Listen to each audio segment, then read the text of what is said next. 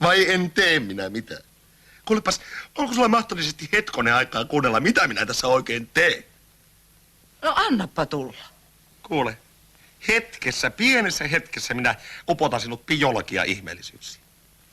Ensinnäkin, ihan tässä maatessani vaan minä pumppuan 80 litraa verta minuutissa.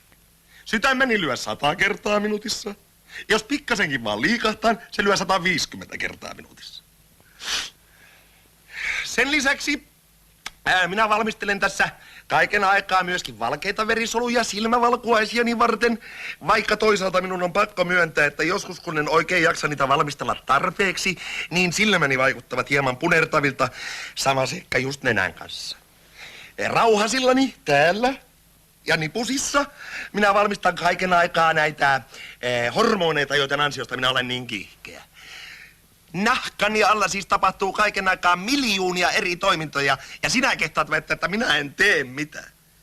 Kun aivoni täällä antaa varpaalle vaan pienen käskyn, että liikahtappa, niin katsoppa mitä tapahtuu. No, nyt minä annan käskyn. Liikahta, varpas. No mihin se nyt juttu?